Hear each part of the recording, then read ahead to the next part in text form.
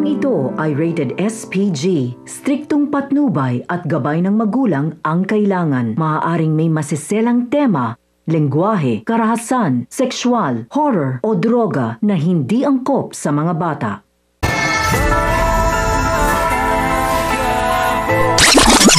Tuluyan ang nakapasok sina Tanggol sa eskwelahan ni Mokang. At dito, nakita nila si Jill kaya nagpasama na sina Tanggol para puntahan si Mokang at humingi ng paumanhin. Ngunit sinabi naman ni Jill na sumama si Mokang sa mga kaibigan ni JP para puntahan nga itong si JP.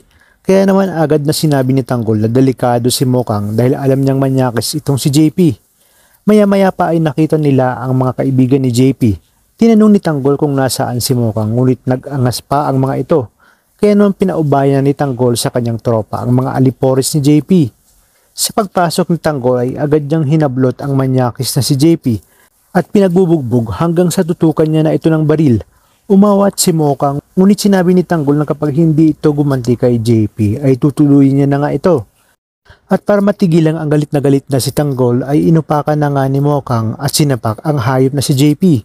Maya-maya pa ay nakita ng tropa na may paparting ng mga gwardya kung kaya't isinama ni Tanggol si Mokang at nagsimulang makipagpatentero sa mga ito hanggang sa makalabas na nga sila ng eskwela. Sa kabilang banda, halatang halata na hindi pabor si Olga na pasukin ni Ramon ang Quiapo dahil nga may ibang rason siya at ito ay para hadlangan ang pagkikita ng mag-amang Ramon at Tanggol.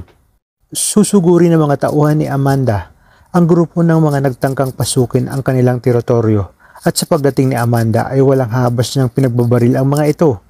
At dito nga ay muli magkukuros ang landas ni Amanda at Supremo.